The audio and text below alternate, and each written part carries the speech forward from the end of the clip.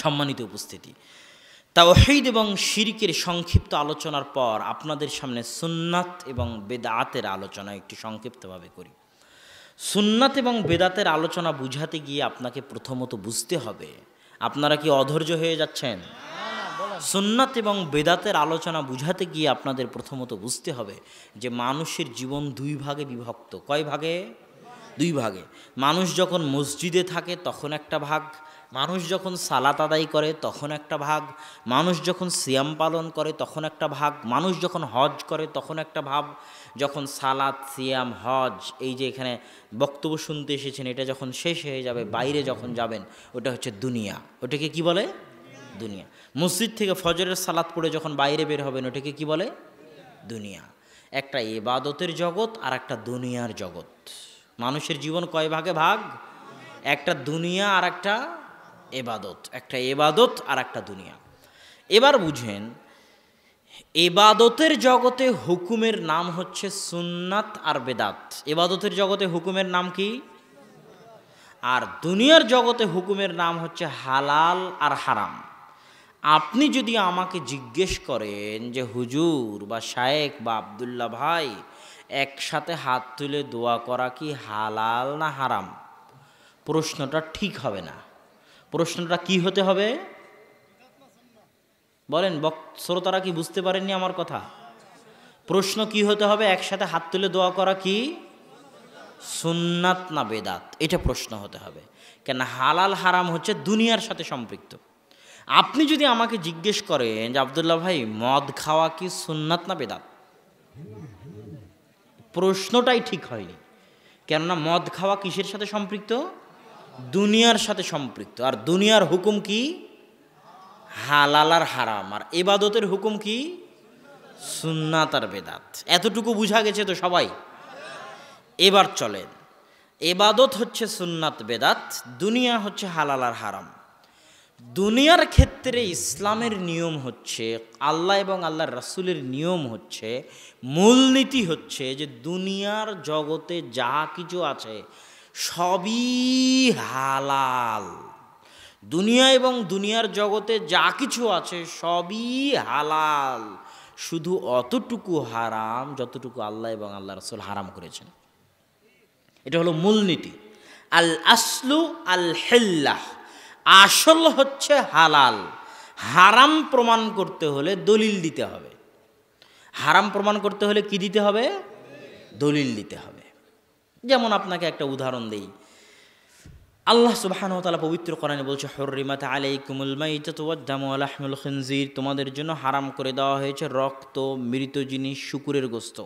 আল্লাহ রাসূল হাদিসে বলছেন, তোমাদের জন্য হারাম করা হয়েছে জি মিখলাবিন, জি নাবিন ওয়া সিবা, যার থাবা আছে, থাবাওয়ালা প্রাণী, যার শিকারি দাঁত আছে, শিকারি দাঁতওয়ালা প্রাণী, কুকুর শ্রীগালের মতো, থাবাওয়ালা বলতে বাঘ সিংহের মতো, সেবা হিংস্র প্রাণীর গোশত খাওয়া হারাম। যারা খারাপ জিনিস খেয়ে বড় হয়, অপবিত্র জিনিস খেয়ে বড় হয়, জাল্লালা, যে সমস্ত মুরগি অপবিত্র জিনিস খেয়ে বড় হয় তাদের গোশত খাওয়া হারাম। এইভাবে আল্লাহ রাসূল বলতেই থাকলেন। এখন কথা হচ্ছে, আল্লাহর রাসূল খাবারের মধ্যে যা হারাম করেছেন, আল্লাহ খাবারের মধ্যে যা হারাম করেছেন তা বাদ দিয়ে কিয়ামত পর্যন্ত যত খাবার আবিষ্কার হবে সব খাবার কি হবে? হালাল হবে। এই যে আজকে যখন আমাদেরকে এখানে খাওয়া দেওয়া হলো, তখন অনেক খাবার আছে যে খাবারগুলো আল্লাহ রাসূল জীবনে কোনো দিন দেখেনি। যেমন আপনাদের বদল গাছের বিখ্যাত সন্দেশ, আল্লাহ রাসূল দেখেছে নাকি? হ্যাঁ? তো এইটা যে হালাল, এটার কোনো দলিল দিতে পারবেন? এটার কোনো দলিল নাই। এটার দলিল কি? আল্লাহ রাসূল এটাকে হারাম বলেননি, যা যা হারাম বলেছেন তার মধ্যে এটা নাই। তাহলে দুনিয়ার জগতে মূলনীতি হচ্ছে সবই কি? জোরে বলেন, সবই কি? শুধু হারাম কোনটা?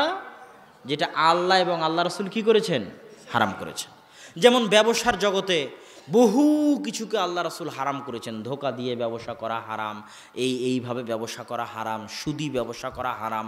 এখন এগুলো বাদ দিয়ে কিয়ামত পর্যন্ত যত ব্যবসা আবিষ্কার হবে সব কি হবে? আল্লাহ রাসূলের যুগে মোবাইলের ব্যবসা ছিল, এই প্যান্ডেল বানানোর ব্যবসা ছিল? একটাও ছিল না। তো এইগুলোর মধ্যে যদি আল্লাহ রাসূলের নিষেধাজ্ঞা প্রবেশ না করে তাহলে সব কি হবে? হালাল হবে। কিয়ামত পর্যন্ত আরও যদি শত ব্যবসা আবিষ্কার হয়, সব ব্যবসা কি হবে? হালাল হবে। তাহলে আল আসলু আল হিল্লা। এবার ইবাদতের জগতে দুনিয়াটা বুঝা এসেছে তো সবার? আমি সবার কাছে শুনতে চাই, একটু বলেন তো বুঝতে পেরেছেন? এবার এবাদতের জগতে সবই বেদাত। সবই কি? জোরে বলেন তো, জোরে বলেন। সবই শুধু অতটুকু সুন্নাত যতটুকু আল্লাহ এবং আল্লাহ রাসূল বলে গেছেন। এবার বুঝা গেছে সবই কি বলেন তো? সবই বেদাত, শুধু কতটুকু সুন্নাত? যতটুকু আল্লাহ এবং আল্লাহ রাসূল বলে গেছেন ততটুকু সুন্নাত। কেন এই কথা? এই কথা এই জন্য যে মুহাম্মদ হচ্ছেন রাসূলুল্লাহ, আল্লাহ রাসূল সাল্লাল্লাহু আলাইহি ওয়াসাল্লাম।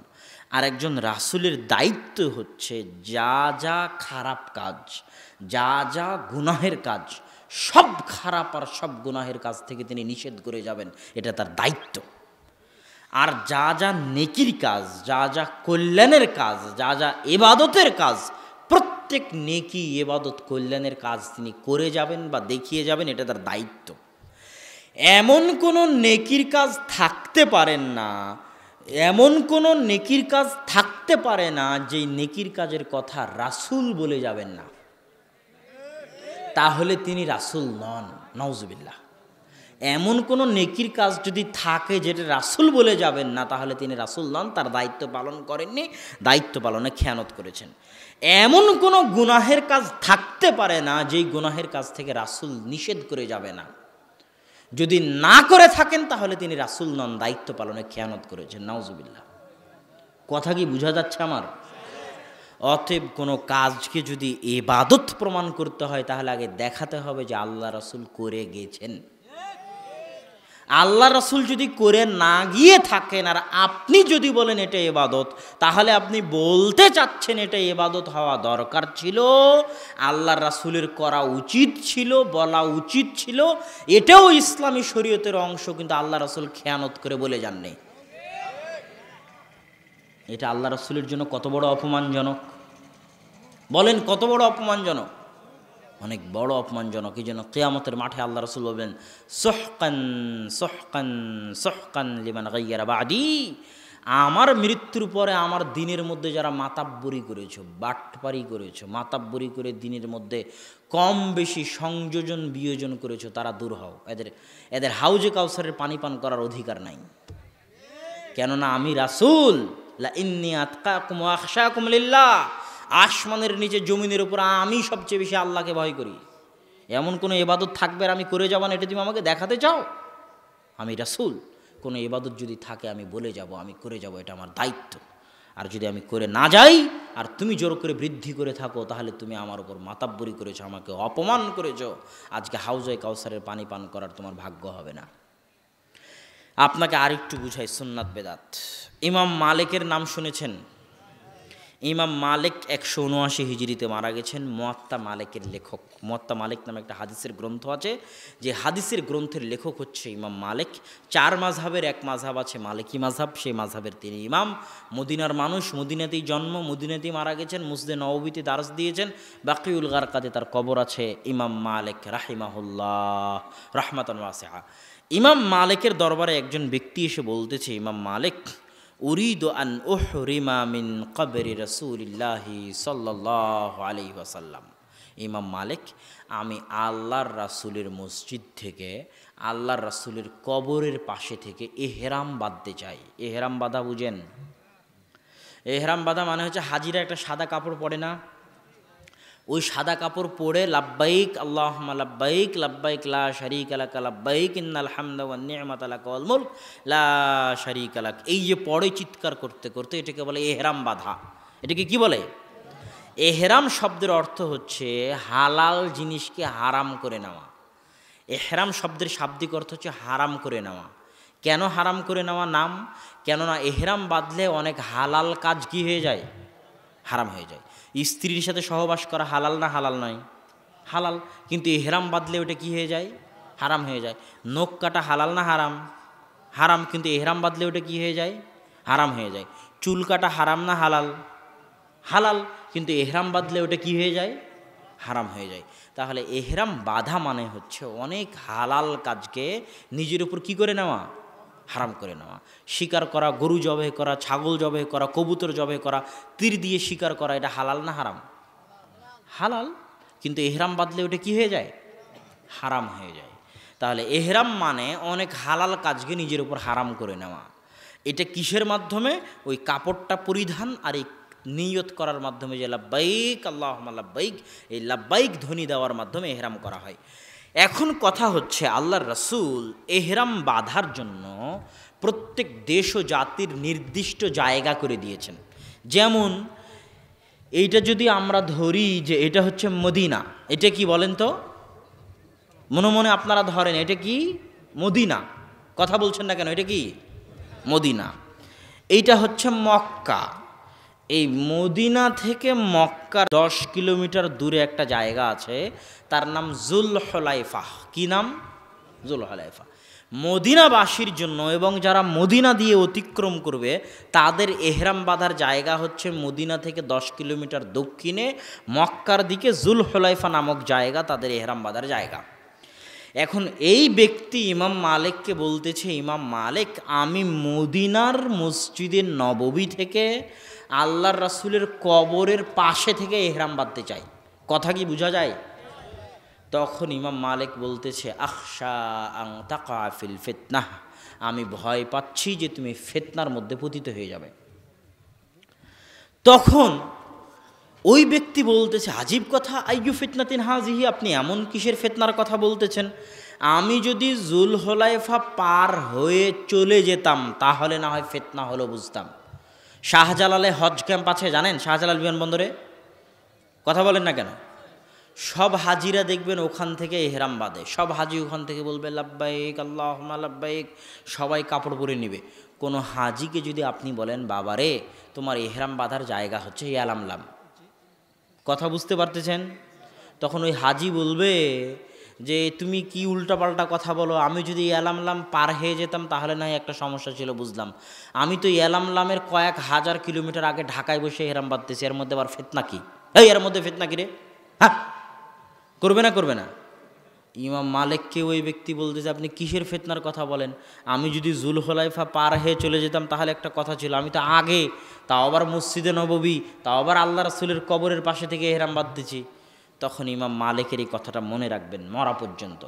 আইয়ু ফিতনাতিন আ'যামু মিন হাযিহি সাবাকতা ইলা ফাজিলাতিন কাসারা আনহা রাসূলুল্লাহ সাল্লাল্লাহু আলাইহি ওয়াসাল্লাম। হে আল্লাহর বান্দারা, এর চেয়ে বড় ফিতনা দুনিয়াতে আর হতে পারে না যে ইবাদতের জগতে তুমি এমন কোনো কাজ করতে যাবা, এমন কোনো ফজিলতের দিকে এগিয়ে যাবা, যেই ফজিলতের উপরে, যেই কাজের উপরে, যে আমলের উপরে মুহাম্মদ সাল্লাল্লাহু আলাইহি ওয়াসাল্লামের সিল মোহর নাই। এর চেয়ে বড় ফিতনা দুনিয়াতে হতে পারে না। কোনো কাজ তখনই ইবাদত হিসেবে ভ্যালু বলে গ্রহণযোগ্য হবে যখন তার উপর কার সিলমোহর থাকবে? মুহাম্মদ সাল্লাল্লাহু আলাইহি ওয়াসাল্লামের সিলমোহর থাকবে, যে ক্বালা রাসূলুল্লাহ আও ফাআলা রাসূলুল্লাহ, আল্লাহ রাসূল বলেছেন বা আল্লাহ রাসূল করেছেন। যদি এই সিলমোহর না থাকে আর তুমি করতে যাও ফজিলত বলে, তো এর চাইতে বড় ফিতনা দুনিয়াতে আর হতে পারে না। সম্মানিত উপস্থিতি, এখানে আপনাদের একটা কথা বলি উদাহরণ হিসেবে। জুমার দিন ছিল না কয়েকদিন আগে? জুমার দিনে আপনারা জুমার সময় কয় রাকাত সালাত আদায় করেন? কয় রাকাত? আর ওই জোহরের সালাত কয় রাকাত আদায় করেন ওই সময়? 4 রাকাত। এখন কথার কথা, সারা পৃথিবীর সব আলেম ওলামা, সব হুজুর মিলে এক জায়গায় বসে ইজমা হিসেবে সিদ্ধান্ত নিল যে সালাত আদায় করা যেহেতু ভালো কাজ, সেহেতু জুমার দিন আমরা জোহরের মতো 4 রাকাতই আদায় করব। কথা বুঝতে পারলেন? তো যদি সিদ্ধান্ত নেয় সব আলেম মিলে, সারা বাংলাদেশ, ভারত, পাকিস্তান, সৌদি, কুয়েত, কাতার, বাহরাইন, সব আলেম মিলে যদি সিদ্ধান্ত নেয়, আর জুমার সালাতে যদি কেউ ওই সিদ্ধান্তের কারণে একটা সিজদাও বেশি করে, তো ওই একটা সিজদার নাম কি হবে? ওই একটা সিজদার নাম কি হবে? বেদাত। আর এই বেদাত জান্নাতে নিয়ে যাওয়া বহু দূরের কথা, কোথায় নিয়ে যাবে? জাহান্নামে নিয়ে যাবে। এখানে আপনাকে আর একটা কথা বলি, আর একটা উদাহরণ দিই। এ ভাই তুমি বন্ধ করো। এখানে আর একটা কথা বলি, নামাজের পরে একসাথে হাত তুলে দোয়া করা আছে না? আছে না নাই? সেটাকে বাংলাদেশে কি বলা হয়? মোনাজাত করা। কি বলা হয়? মোনাজাত করা। আমি কোনো ফতোয়া দিব না, আমি আপনাকে বুঝাই যে আসমানের নিচে, যে আসমানটা দেখতে পাচ্ছেন রাতের আকাশে তারা জ্বলতেছে, এই আসমানের নিচে আর এই জমিনটার উপরে মোনাজাত করার জন্যে সালাতের চাইতে বড় কোনো মাধ্যম পৃথিবীতে আর নাই। সারা আলাইহা সালাতু ওয়াস সালাম যখন বিপদে পড়লেন, জালেম বাদশাহ যখন তার সাথে খারাপ ব্যবহার করতে চাইল, তখন তিনি আল্লাহর সাথে মোনাজাত করতে চাইলেন, আল্লাহর কাছে মোনাজাত করতে চাইলেন। মোনাজাত করার জন্য তিনি জালেম বাদশাকে বললেন যে আমাকে একটু সময় দাও, অজু করি আর কি করি, 2 রাকাত সালাত আদায় করি। তার মানে আল্লাহর নিকটে মোনাজাত করার সবচেয়ে বড় মাধ্যম কি? সালাত। রাসূল সাল্লাল্লাহু আলাইহি ওয়াসাল্লাম যখনই কোনো বিপদে পড়তেন, বা দারাইলা সালাহ, যখনই কোনো বিপদে পড়তেন তখনই তিনি মোনাজাতে দাঁড়িয়ে যেতেন, মানে সালাতে দাঁড়িয়ে যেতেন। সালাত শব্দের শাব্দিক অর্থ কি?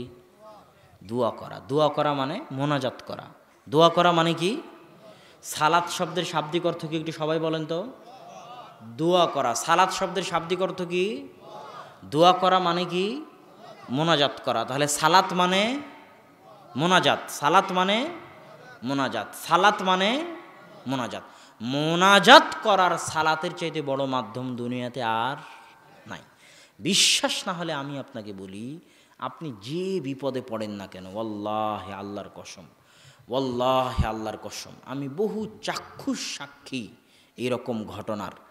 যে কোনো বিপদে পড়েন না কেন, বিপদে পড়া মাত্রই ওই এমপি মন্ত্রী চেয়ারম্যানকে ফোন করার দরকার নাই। আপনার ছেলে অ্যাক্সিডেন্ট করেছে, রাজশাহী মেডিকেলে আছে, আপনি এখান থেকে 2-3 ঘন্টা সফর করে রাজশাহী মেডিকেলে যাবেন, তারপরে ওখানে গিয়ে দেখবেন কি হচ্ছে। তার আগে বাড়িতে বসে আল্লাহকে বলেন, আল্লাহ আমার ছেলে মেডিকেলে আছে, তুমি হেফাজত করিও। 3 ঘন্টা যেতে যা সময় লাগবে তার আগেই আল্লাহ ব্যবস্থা করে দিবেন। তো আল্লাহর নিকটে যে মোনাজাত করবেন তার জন্য সবচেয়ে বড় মাধ্যম কি?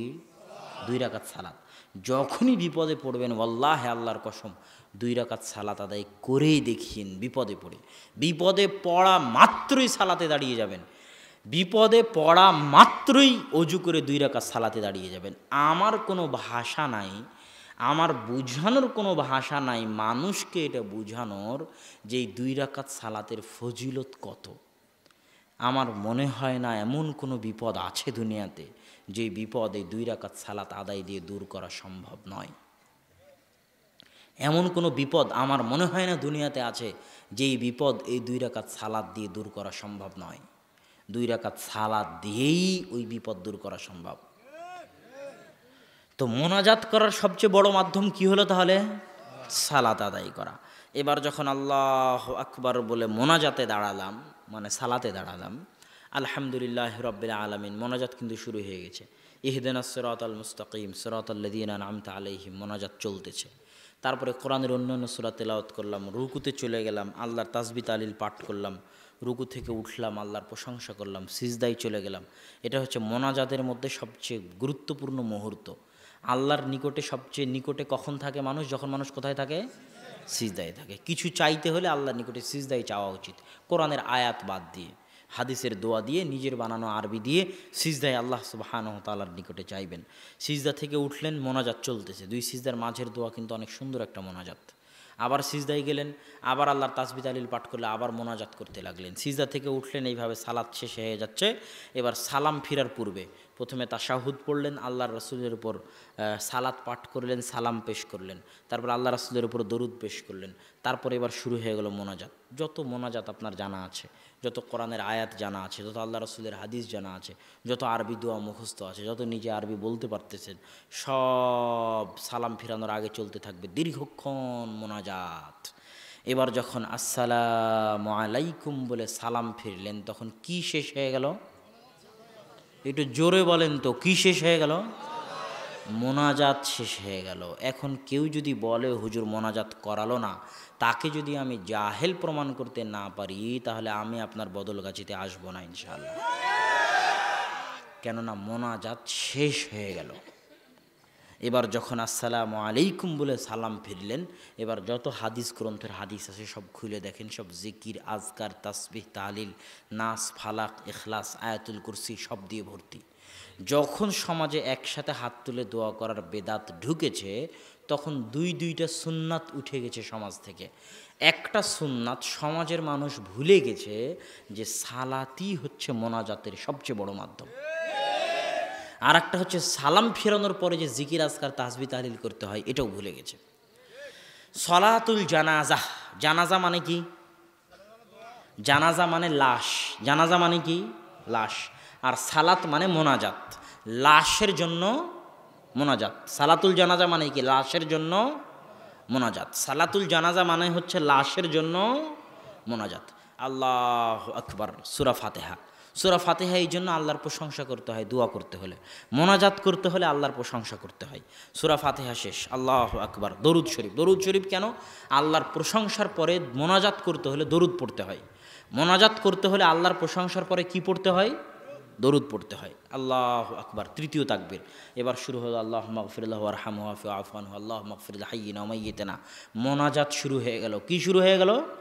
মোনাজাত শুরু হয়ে গেল। আল্লাহে আল্লাহর কসম, আল্লাহে আল্লাহর কসম, সারা বাংলাদেশ কেন সারা পৃথিবীর সব আলেম ওলামা, সব হুজুর মিলে কবরের পাশে দাঁড়িয়ে একসাথে হাত তুলে যদি আপনার আব্বার জন্য মোনাজাত বানাতে থাকে বাংলায়, সারা পৃথিবীর সব হুজুর মিলে যদি বানাতে থাকে, তো তৃতীয় তাকবীরের পরে আল্লাহর রাসূল মুহাম্মদ সাল্লাল্লাহু আলাইহি ওয়াসাল্লাম যে মোনাজাত শিখিয়ে দিয়েছেন, তার চেয়ে ভালো মোনাজাত বানাতে পারবে না।